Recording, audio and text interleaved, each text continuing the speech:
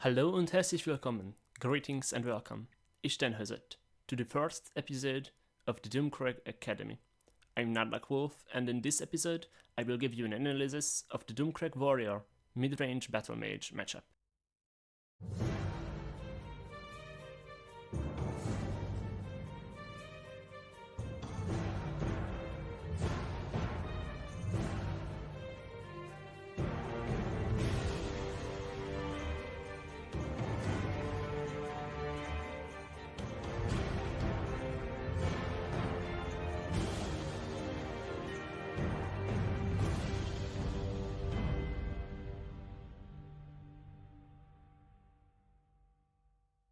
First, let me show you how we will go with each episode.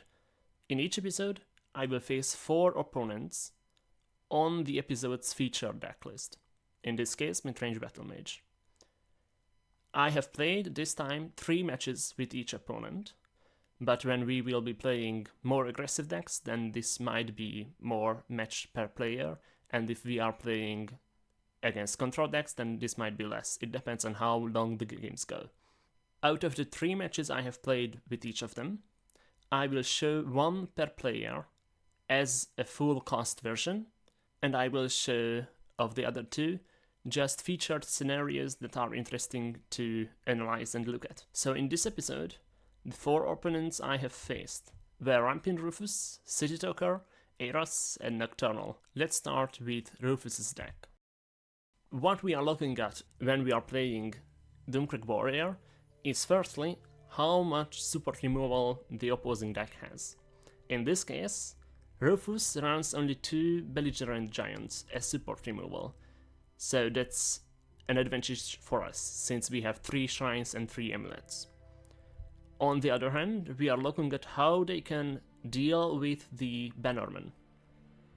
In this case, Rufus has 3 bolts, which will clear Bannerman, has 2 Earthborn Spinners for silence, has an Encano that will clear through Bannerman, and has 2 Channel Storm, which if he even manages to hit once, then it's a clear on Bannerman. Then we will look at reach. What does Rufus has as a reach? We have 2 scimitars, on the one hand early pressure, and on the other hand just reach if he draws it late game, drops something in shadow, I cannot clear it, I think I'm safe, and then boom, scimitar, and he has won. On the other hand, he has Ornamented Sword, same but with breakthrough. We have 3 bolts, an Encano, Aspect of Hersin, and Abnurtarn, which must be accounted for because of Encano. These will be the analyzing points we will look at every deck, and now we will look at what Rufus has in store for us that is special for him. And I will have to point out the double Skaven Pyromancers, because most of our creatures have 1 health, and this means the Skaven Pyromancer is a lane wipe. Cradle Curse Giant serves a similar purpose, although it comes down later. So we have 5 cards in Rufus' deck that will clear our lanes. As a conclusion, Rufus' support removal is below an average what I would think of a mid-range battle mage. He has plenty ways to remove Bannerman, but he could have Harpies that will slow me down even further. As reach, he has more cards than I would like him to have, because of Scimitar and Ornamented Sword, which isn't common in mid-range battle mage. And I have forgot to point out that he has 2 Sentinel Battle Maces, so that's more reach for him. And then we have the double Skaven Pyromancer and triple Cradle Curse Giant as board wipes. Let's go to the next deck. We have City Talker. City Talker's deck isn't what you would call a traditional mid-range battle mage deck, and he worked for that. He doesn't like to play just normal meta. So what we see here is the double Renegade Magister and the double Baron of Tyr that are his tech choices. He has only 1 Cradle Curse Giant and 1 Skaven. His support removal is just the 2 of Belligerent Giant. He has ways to deal with Bannerman through bolts. He has double Fingers, which doesn't just break his board, but also clear something on my side of the board. He has Encano and triple Harpy. For reach, he has triple Bolt, double battle mace and an Uncano. And then let's not forget that with Renegade Magister we have to count the Cunning Allies as ways to deal with Bannerman, Doomcrag and Disciple, because the firebolts will deal 4 damage if a Renegade Magister is on board. But that's City Talker's deck. Now let's go look at Ross's. I would call this, out of the 4 decks we see today, the most traditional Midrange Battlemage deck. He has 4 support removals with triple Belligerent Giant and 1 copy of Dushnikiel Archer. So out of the 4 decks, he runs the most amount of support removal. But as a matchup thing, I would still say that against Midrange Battlemage, because they are running 2 to 5 support removals, we are pretty fine on the support side. Against Bannerman, we are not so hyped about this matchup, since we have Harpies, 3 off in Ross's deck. Then there is 2 Bolts and Uncano.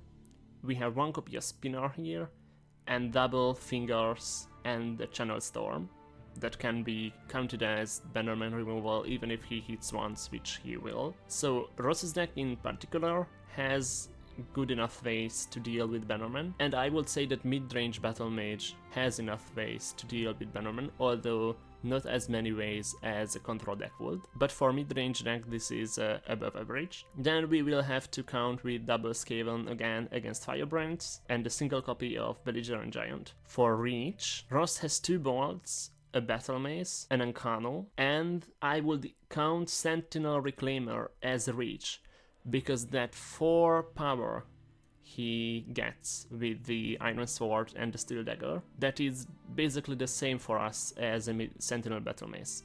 And he can drop a creature in Shadow, and if I don't have ways to deal with that creature in Shadow, then I'm doomed. Also, Ross is running a copy of Unstoppable Rage, which will bring through our 1/1 creatures and then kill us. He has 5 targets for that rage, the triple Belligerent Giant and the 2 copies of Temple Conjurer that can be exalted and then broken through with the 5/3s. Oh, and when I made my notes, I forgot that there is also an Uncano and the Garnig. So this is actually 7 targets. That's good enough for him to win with 1 copy of Rage. So this is Ross's deck.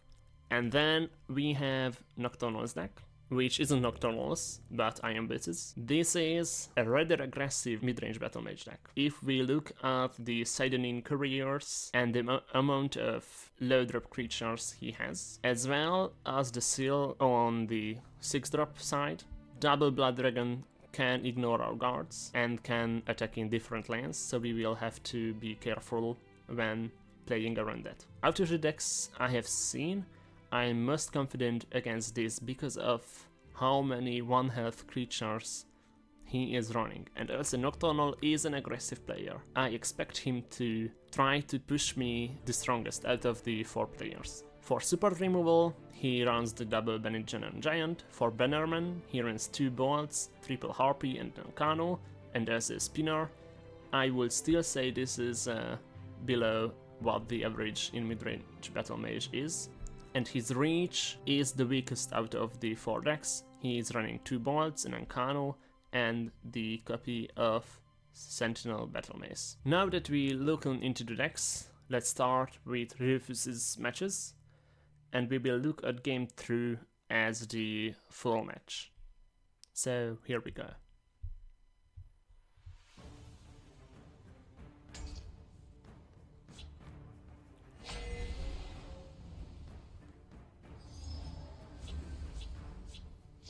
Let's look at our mulligan. In hindsight, I think dropping the Battlestalker would have been right, because Rufus isn't playing that aggressive of a midrange deck, midrange Battlemage. We'll see how it goes, but I don't think we need Battlestalker in this matchup this early. Later on we will. I have played the Battlestalker since I was able to use my Magicka. Otherwise it would have been just a pass. And it turns out I was right to play it, because now I can go break the ward and trade.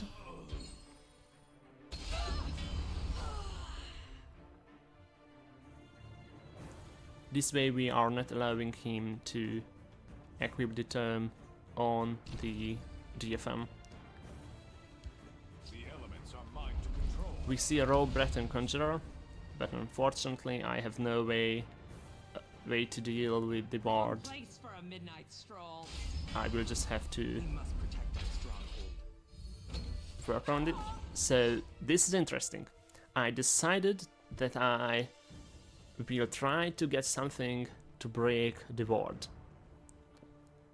I mean to silence the ward. And also this way, even if he breaks the ward, which we see, he had to spend the resource to do that.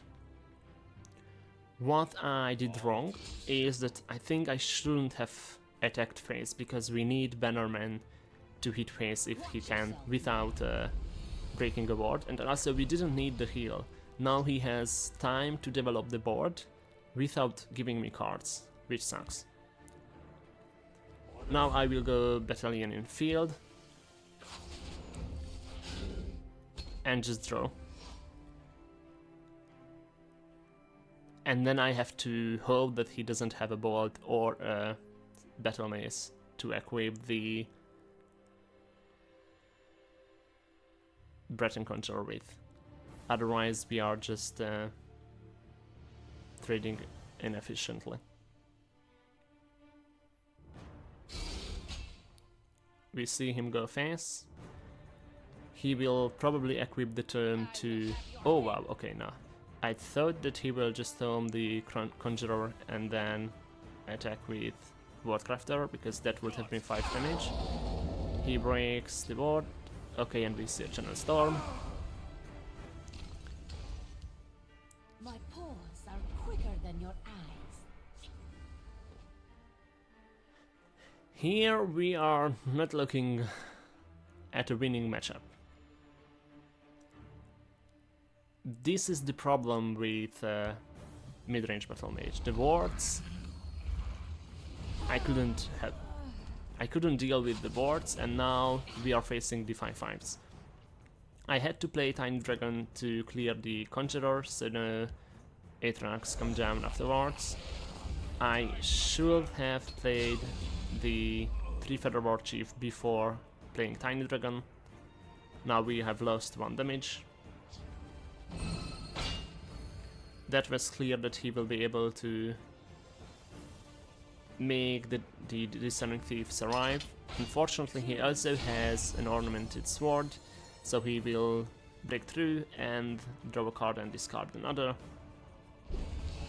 And we get a prophecy. My arrow shall fly true. The ping goes to Discerning Thief, because we have that Doomcrag in hand, so we will be able to deal with field through Doomcrag and then rapid shot the Discerning Thief in shadow. Yep, we are seeing right that. Also, because we drew Sharpshooter Scout, we are able to play Disciple, and in this matchup, because Battlemage isn't drawing that much, it's fine to drop Disciple just for 2 draw.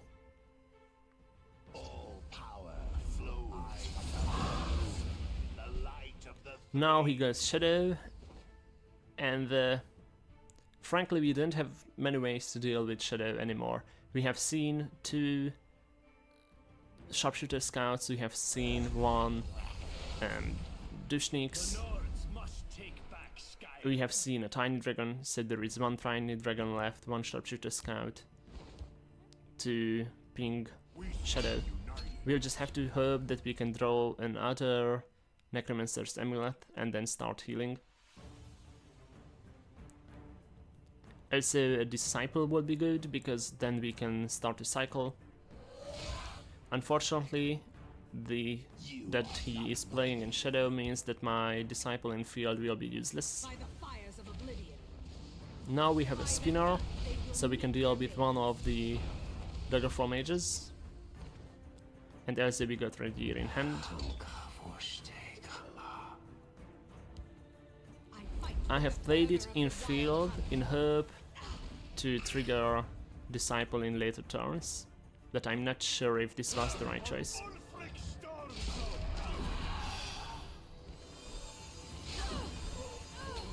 We will just have to pass and then hope that we can... We have a red year, so if he drops too much stuff in Shadow and we are able to break the ward on the DFM, then we can red year and then just mourn that there is a Disciple lost.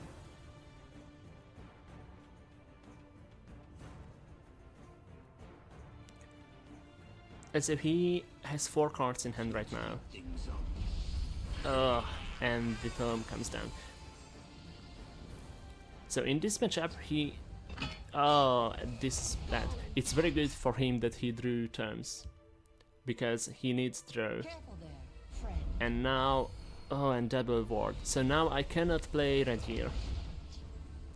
I think if he would not have had the DFM's Battlemage, then we would have been alright. But now I will have to double trade into the DFM. We go to 9. He has 4 on board. He has 4 in hand. He can draw 2. We have seen no Steel Scimitars, so there is 2 Steel Scimitars and 1 copy of Ornamented Sword. If he has either of those, then he has won with this. And we see the Ornamented Sword and game over. So why did we lose this? This will be our question here. Why did we lose this? It was, on one hand, I didn't play 3 Featherboard Chief in field before playing the Time Dragon. That was a Firebrand spent inefficiently. Could have I won this without that? I don't think so. Because we weren't able to clear Shadow. And I had nothing in hand to clear Shadow. Without the Battlemage, maybe I would have survived for, I don't know, 2 more turns. Maybe even only 1. But in the end we would have lost this. So let's go and look at the other 2 matches and see what interesting scenarios we had there. It's turn 6, we have a Shrine, and we have 2 Firebrands, and he has a Ward Crafter that is equipped with +2/+2. In this case, we are running low on cards, which doesn't seem like that for now, but if you look at it, we have a Doomcrag, we have 2 Ashlander Zealots, and a Time Dragon. The journey doesn't count, not in this matchup. So here, what we can do, we can go trade double with the Firebrands and use either Tiny Dragon or Ashlander Zealot to finish off the Wardcrafter.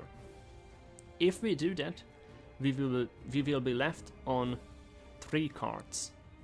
We can deal with next turn and then we lose.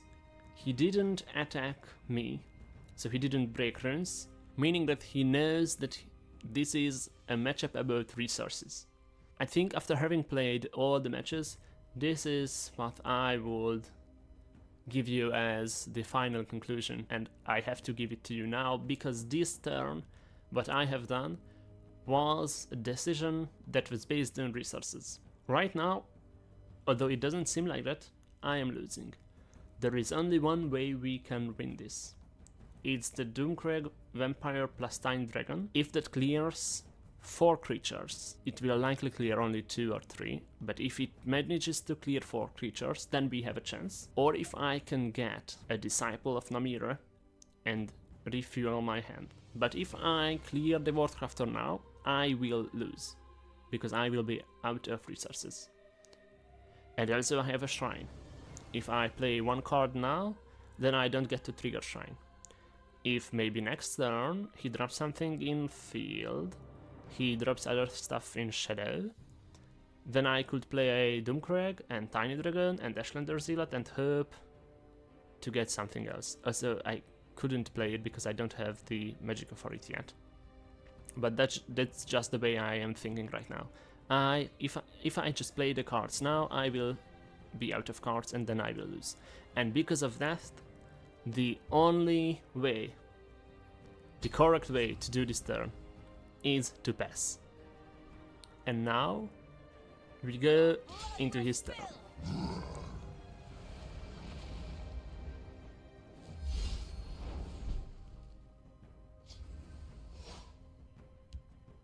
We must protect our stronghold.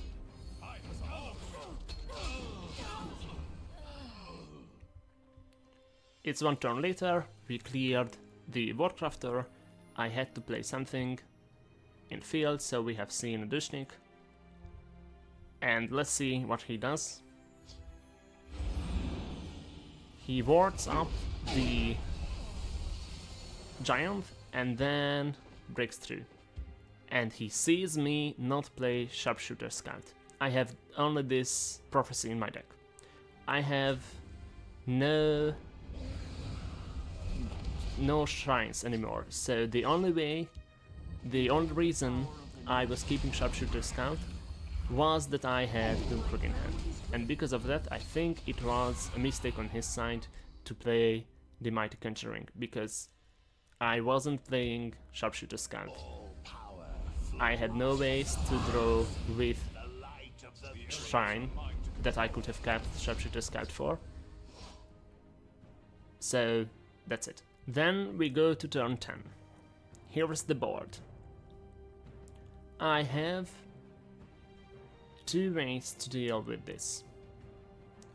I could attack with the Doomcrag Vampire and kill the 8/8 Aether, because I have a red gear.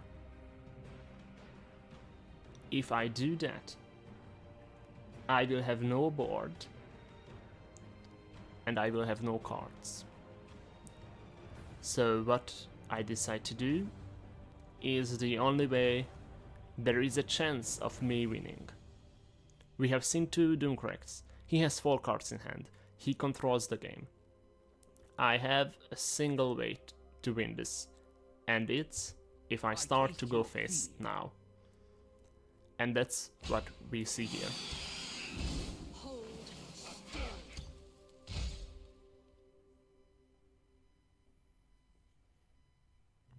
I taste your fear.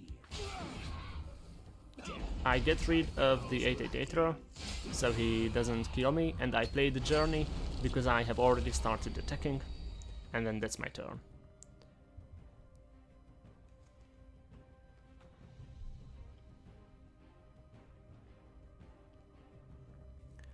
In the end, I have lost this match because simply I had nothing left to do. My hand was empty. He had enough cards. Even if I red gear and clear the board, then I lose because I have nothing to play. And that's how we transition into the third game, where I have won actually, and there is a single part of this that I want to show you. Here we have Rufus' turn 5. He has a decision to make. If he goes face, he will be able to trigger the Pilfer on Discerning Thief, so he can upgrade his hand. He could, however, decide to tome the Discerning Thief and then trade with my stuff. That way, he will have a board, I will have nothing. Based on what we said, this will be the right way to go. So I have a Doomcrag in hand. It will be turn 5 next turn for me, and I have the ring, so I will be able to play this Doomcrag. So I have double disciples, meaning that if he somehow manages to drop something with 1 health, then I will just play a disciple and trade the 2 1/1s into 1 health opposing creatures, and then get to draw. But let's see what he does.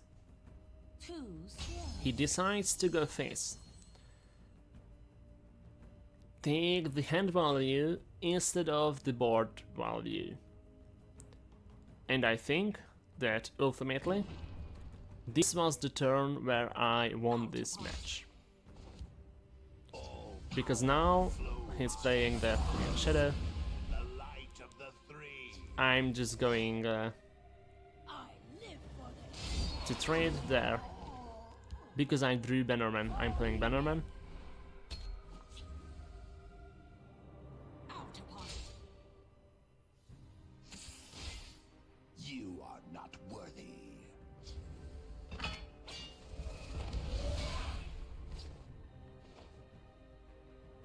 Watch yourself now.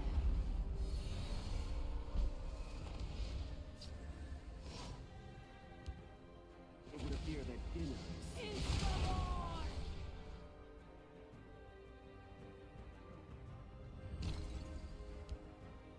death to the tribunal's lackeys. Time to let's do this.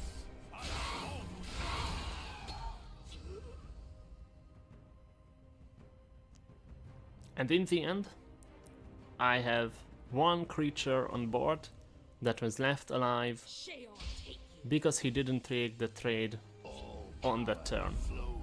And with that creature alive, I will be able to this turn clear the board and then start healing with Necromancer's Amulet, and we will win the game by healing enough that he either has to concede or I just get the board and will be able to reduce his health to 0. And this is what happened. So we are done with game 1 against Rufus. Midrange Battlemage 1, 2 for Doomcrag Warrior, and now we move on to the matches against City Talker. And here we are against City Talker. This is the second match we are looking at in as a full breakdown. So in the board again, we have a Tiny Dragon, a Battlestalker, and a Nord Firebrand. We are dropping Tiny Dragon and Firebrand. It's always good to drop Firebrand because you only have a use of it if you have a Shrine or a Disciple. Both of them come down turn 4 and 5 at the earliest, so you never keep a Firebrand. On the Tiny Dragon, although it came back to hand this time, against Midrange Battlemage there is an argument to keep it, since we have so many wards that need to be dealt with. So usually you have a use of the 1 damage pings. Here we see a Battlestalker against the Cunning Eye. The Cunning Eye hits, so there is a Firebolt in hand, which I forgot, and I went first instead. This is a double mistake, because on the one hand, I have seen the Firebolt, now Firebolt will just clear, and we see a second one. So Firebolt will clear Orton Captain, and now he has a good trade. And on the other hand, attacking was a mistake as well, because in Midrange Battlemage, or against Midrange Battlemage, you don't want to heal early on, because you need the cards, as Doomcrag is almost true in every matchup outside of burn matchups, that early on you need your opponent to attack you and give you cards, so you can then turn around the game and start healing with amulets. So this lane is getting out of hand. We have to play the 3-Feather Warchief and the Tiny Dragon to clear most of it. This will of course activate Elfic, but it's not Elfic turn yet. And also you need to deal with the 5-3 anyway.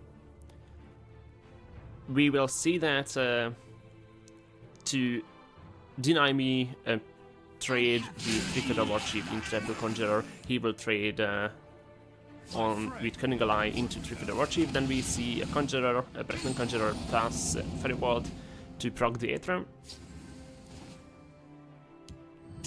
This turn is interesting, and here's why. It comes without question that we have to deal with Breton Conjurer, since he does have wards he could use. And afterwards, I just do this. There is here an argument to attack with both the Stormcloak Vanguard and the Tiny Dragon. And it's because we have so many low-stated creatures. If he plays a Skaven or a Cradle, then our lane is lost. But it would have also killed 2 of his creatures. And there was the argument to hold back. Maybe we get Doomcrag, maybe we get a Disciple. This is what happened. And also, if your opponent knows that he's playing against Doomcrag, which isn't always true on ladder, or rather, most of the time they don't know what they are playing against. But if they do know, then they will probably think that you kept the creatures alive for a reason, and then they trade, which happened here, and it was the right thing to do on City Talker's part. Now we have seen the Alfeek, we have just played Battalion, and also got the only prophecy we have, but there is just nothing here to do without the Doomcrag, and now we draw a Doomcrag, so we can trade either in field or in shadow. We chose field because that's more damage. This will save us a few turns. I have decided to sack the Sharpshooter Scout because now we are at 12 health and not 11. At 11 we would have just died to a bolt or to a Battle Mace, but still he does have Incarno, and that seals this game.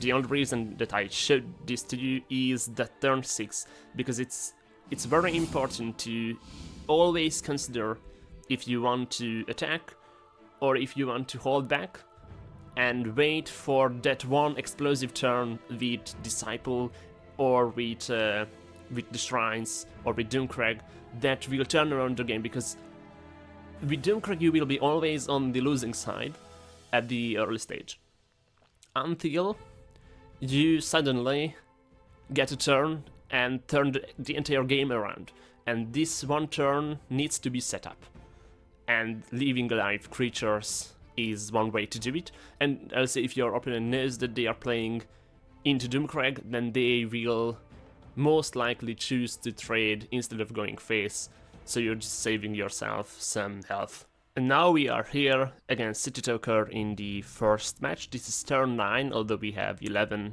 Magicka since we have ramped twice. The reason I'm showing you this turn is because right now the state of this board looks unwinnable. And yet, as long as you have Doomcrag and cards, nothing is lost. So let's see what this turn does. We have a clear in shadow. We have a rapid shot. And with rapid shot we draw into Zealot. So we can start healing.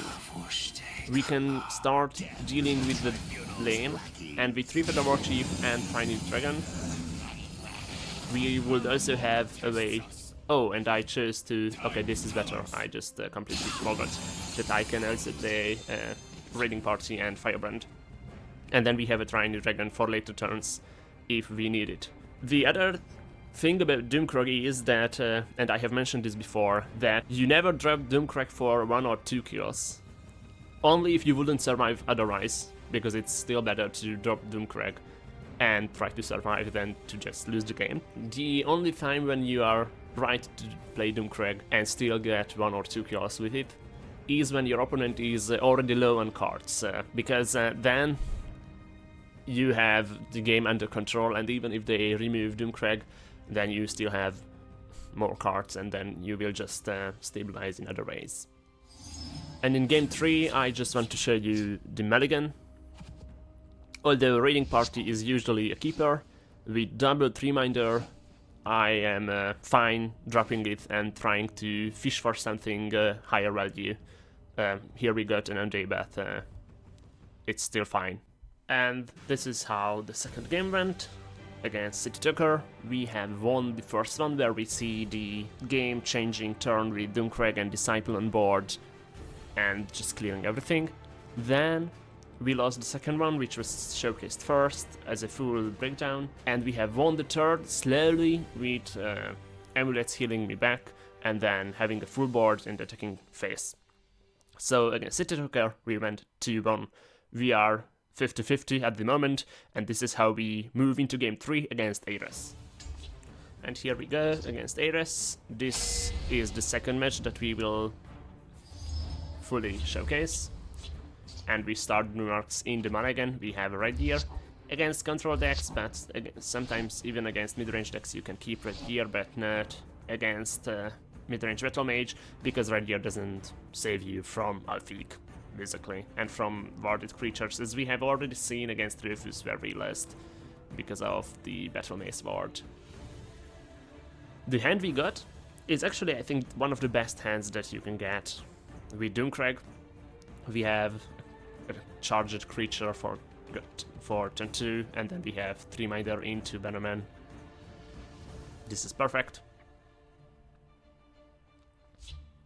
And also the first card we draw, Dushnik just made this even a better hand.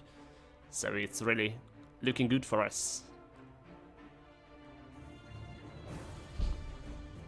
Turn 2, we play Sovngard because you want against in the early game against midrange and control deck. In the aggro decks, you want to use your magic as efficiently as you can. You will need it. We see a Skaven. We will play the 3-minder in Shadow because we have a battalion to play in field later on. Although next turn we will be playing Bannerman since we are at 5 already. You have met your end.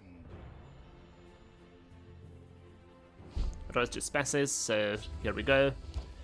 The first Bannerman usually doesn't survive, so I don't have high hopes for this. He might have lightning bolts, he might have harpies, and yeah, there it is, we see the harpy. It's the better, so it's better for us that it was a harpy because he still needs to remove this, and also we have a sharpshooter scout to kill the harpy off, and we have a second bannerman, so there's that.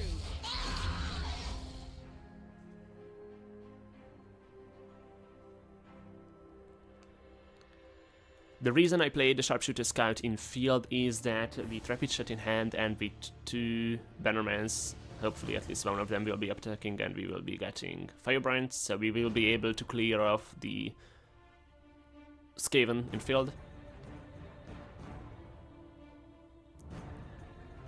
We can also just play Battalion there, if it gets to that.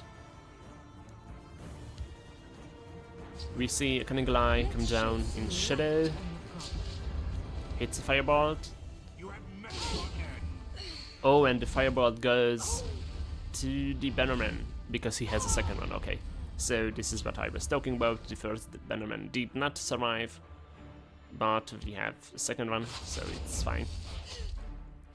We double Rapid Shot, and then we drew Zealot, so we play 3-minder in Shadow just to protect the Bannerman, and there is even an argument here to play the Zealot and kill off Cunning Eye just to keep alive the 2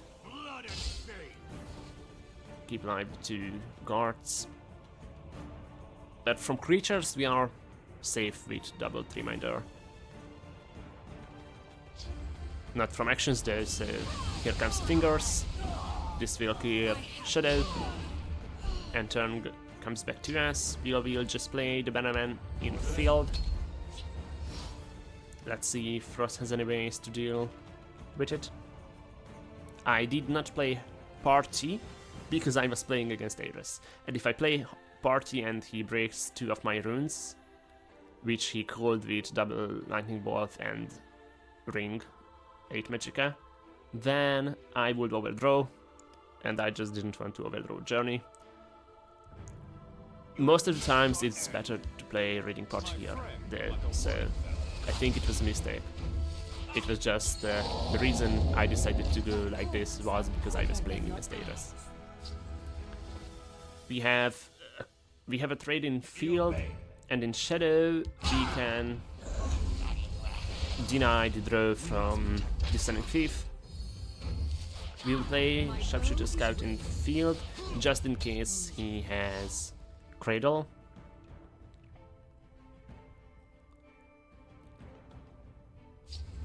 And then we see a Rapid Shot on the Dushnik, so this signals that a Cradle is coming. As we can see, yeah. Rest will go face then. And we drew Disciple, perfect. So now we can Disciple and The Nords must take back Skyrim. Time to fight. if we would have played the Disciple in field, then I would have probably played Reading Party and Ashlander Zilla too, but we have Disciple covered, so we can play the Shrine. Also we have a target for it next turn with Cradle. If there is no Cradle, then I just do Raiding Party plus Zealot. We drew Doomcrag so we can deal with Shadow with covered creatures next turn. It's pretty good. SUV will be at 12.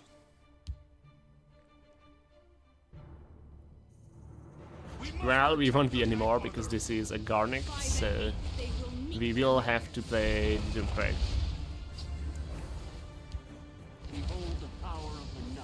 Sharpshooter, the Garnic, and just trade. We are in desperate need of an amulet. We have Journey, so we don't have to fear overdrawing, or normally we wouldn't have to fear overdrawing anymore, but because we don't have amulets, we don't want to do it.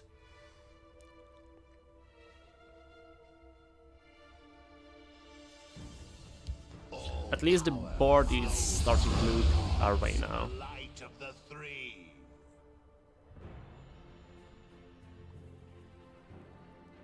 I say with Ashlander Zealot we can clear the 5-3 next turn. And we also drew a Dushnik. Okay.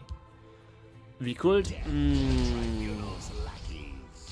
Okay, so we've gone this way. We could have played Dushnik and prog the ward and then trade the 5-3 into the 5-5 in field.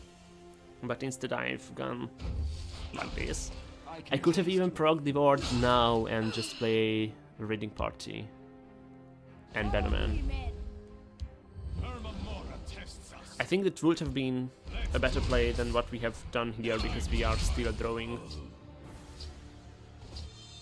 And also there is a good chance that we will overdraw now.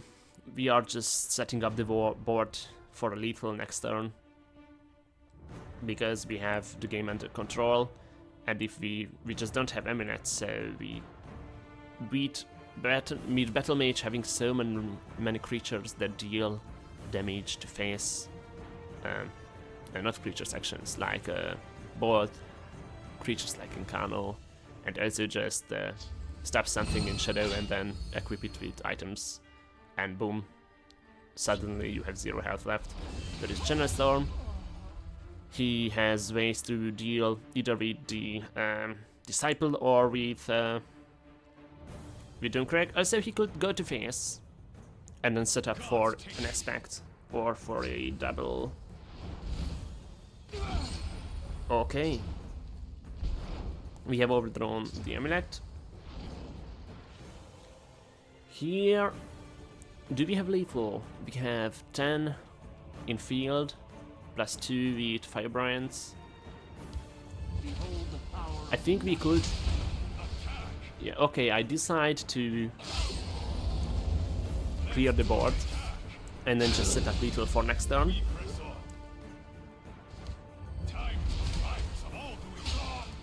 We can play Onje and the Orkan Captain, but I went with Battalion.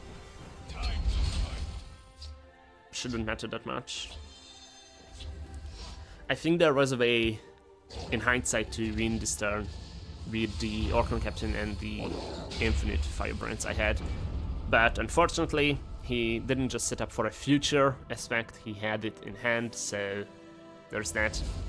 This game goes to Ares. From the first game we played, I will show you the mulligan and turn 10. So in the mulligan, we have this, and I will keep the Disciple, which is risky. The only reason I kept the Disciple here was because if I don't keep the Disciple, then I don't keep Zealot either, and I never keep Shrine against anything but control. So we just had to decide if we only drop the Shrine or we throw it again, and I thought that it's better to have something that I chose to keep than just get an entirely random hand and maybe lose because of that. So there's that. And now we go to turn 10.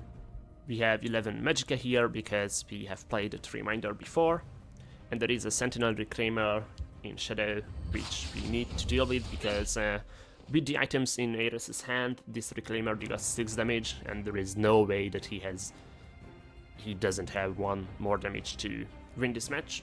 So I will generate Firebrands, and this is my first mistake, because I could have played the 2 Necromancer's amulets, and then with Firebrands and with Orclan Captain and with Curse by Scout start healing. We could have gone to 11 health and just throw.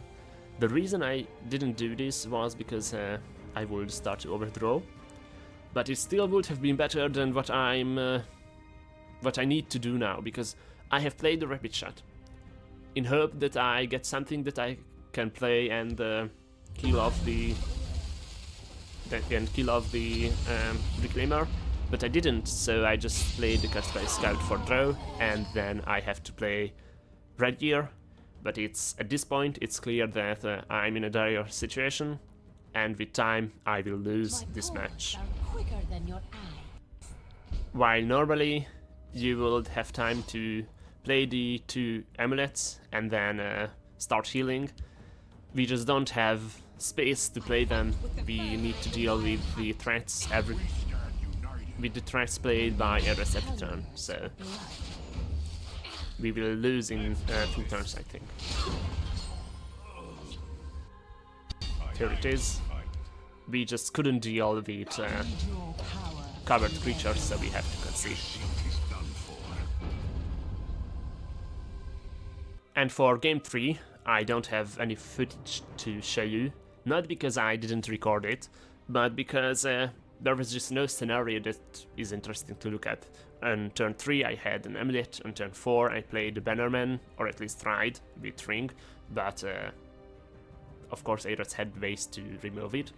But on turn 5 I had the next Bannerman to play, and from there on I just healed myself out of lethal range every time. And after a while I was able to set up a board and just go for face. And with that we have the Ares matchup settled. It's 1-2 for the Doomcrag, so 2-1 for the Battlemage. We see that the game is right now on the Battlemage's side, but if we get a 3-0 against Nocturnal maybe, then there is a chance yet, so here we come. Against Nocturnal, the first match is what I will showcase here.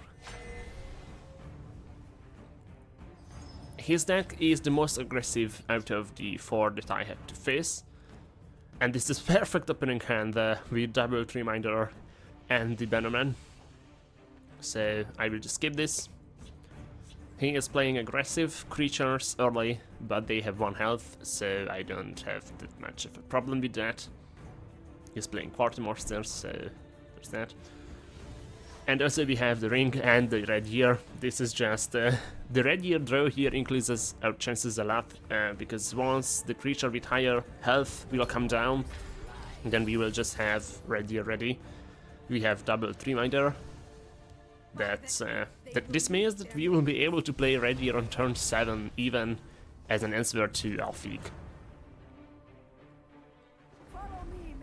Crazy.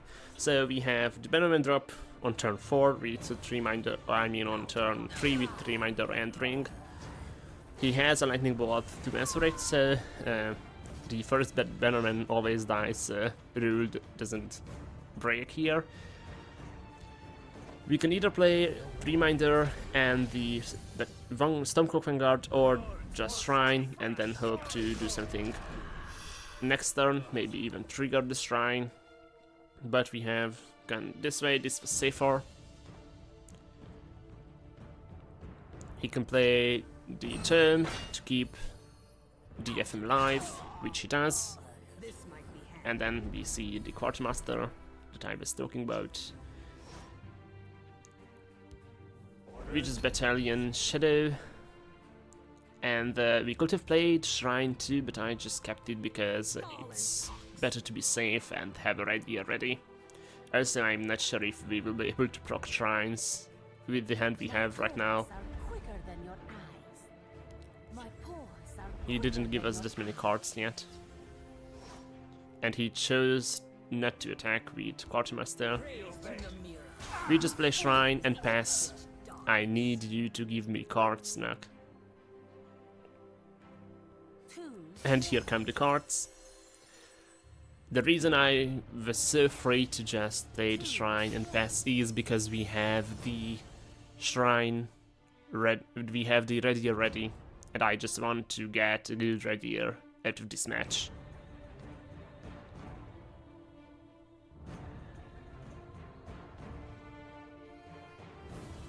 Like if he plays 3 cards or a Temple Conjurer and something that is not a Wardcrafter, then I can just Radier this board. We drew Disciple, so this is really good. This is a Blood Dragon and the Wardcrafter. Okay. And the Rapid Chat. So this is still a Radier. Good thing we had a Firebrand in hand. Otherwise, the FM survives again.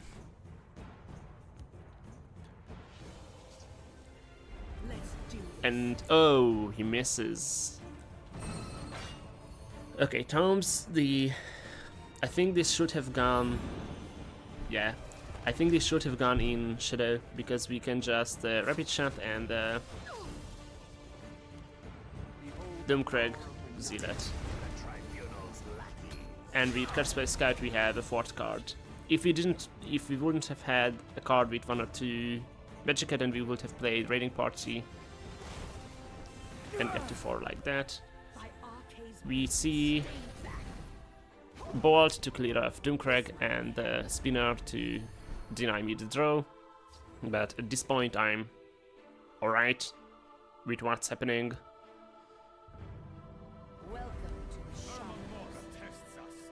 We can start the draw, and we can also play the Sharpshooter Scout and kill the Quartermaster. The reason I don't is because we have already triggered Shrine and I want to trigger it next turn, so having a 1-cost card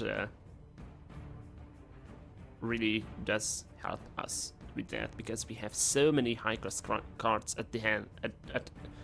We have so many high-cost cards in our hand at the moment.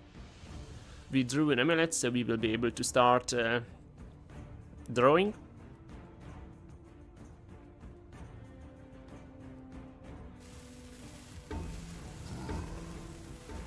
He plays a Cradle in Shadow and kills the Quartermaster, which last time we blew our hand, so it would have been the right choice to just play Cradle in field. But we was able to deal with Cradle even this way. We are still building fields, so we can start sacrificing creatures, healing and drawing. We have the control now, so it is starting to look like we can attack in a few turns. It depends on what he has in hand, but we'll see.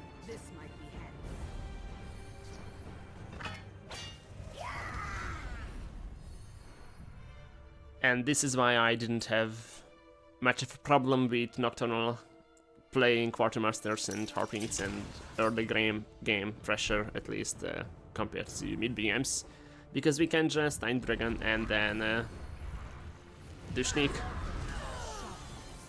We play the Disciple to start drawing more. We have to find Journey yet.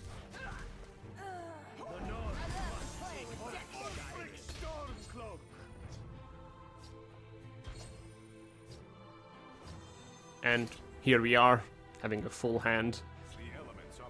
He could try to have me overdraw Journey with killing creatures in field, but to be fair, at this point, we even have a Spinner. At this point we are just setting up lethal for next turn, and then going face and winning. There is nothing he can do, he has 2 Steel Daggers in hand.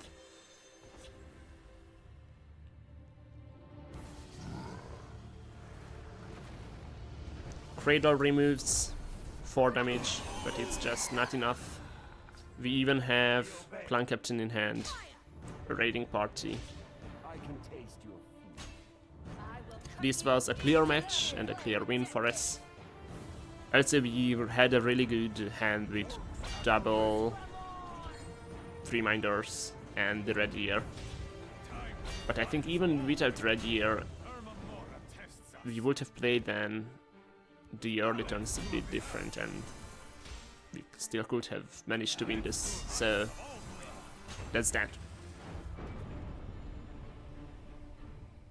And the next match I will show you snippets of is the third, because in the second match it was pretty much the same as the first. I won, and I stun knocked so hard that I had to ask him if he wants to change deck for the third match, because it didn't look fair. He went aggro, and then the problem with this version of Midrange Battlemage's aggressive play is that all his creatures were 1 health at the early game, and he was able to break 1-2 runes, and then I just stopped him.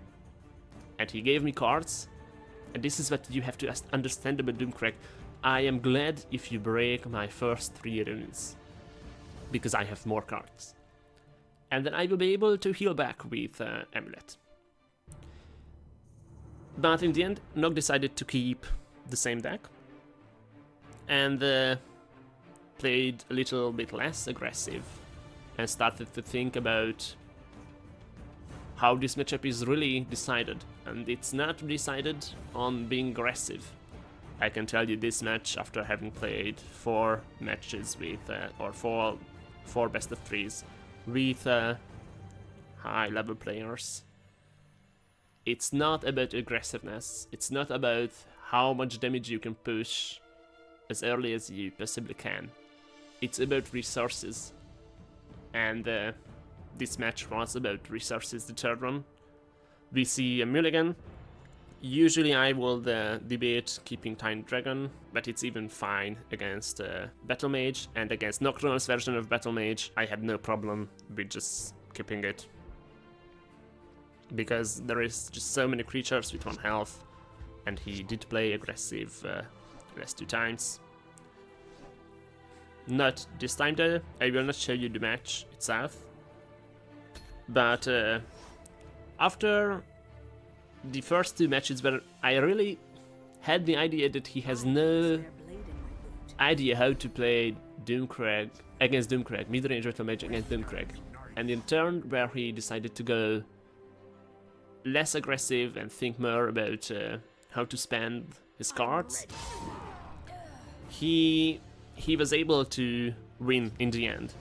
Sometimes I still felt that he is trying to figure it out, but this is why it's so good to play Tassel, because you can figure out the deck. I had to play Doomcrag for a year to have more than 30% win rate, just figuring out when to go in, when to keep my hand, when to just pass and let my opponent do their thing. And then, even though Nocturnal sometimes attacked when he shouldn't have, and sometimes he just held back and didn't attack, although he had every right to do so, he was able to win in the end, because he played more resourceful, and because I didn't draw Amulet. So there's that. You can always win because your opponent doesn't draw the right cards. So in the end, against Nocturnal, I went 2-1, which means that we have Doomcrag at 50% against Midrange Battlemage, which isn't that bad. To be fair, I was expecting worse, but I could have 3-0 Nocturnal too, so in the end, this is what we got. 2 matches were decided on me not drawing Amulet. So if your opponent as Midrange Battlemage is playing resourceful, then you have to draw opponent because the game will be drawn out. On ladder, I will be alright to see Mid-BM as my opponent, because they would have no idea how to play against Doomcrag.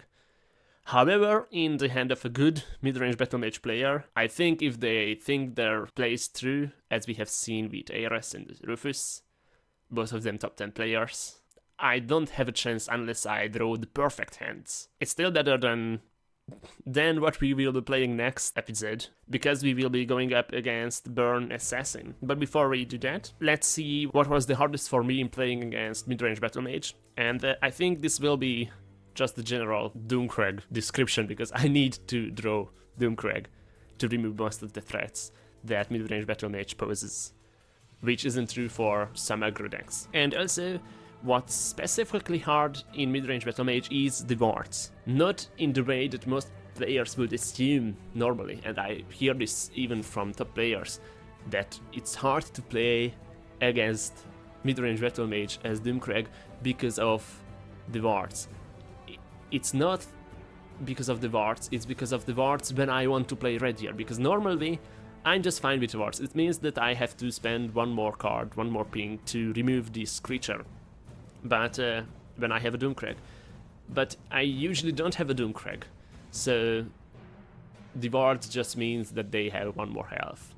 But for an example, Midrange Warrior would play creatures with high health, so there I just have to spend more resources dealing with having my 1 pings go into 3-4 health creatures. So I think the wards are only a problem when having to face a board where Red Deer can't clear everything, and when we are in late game and we are playing in Shadow.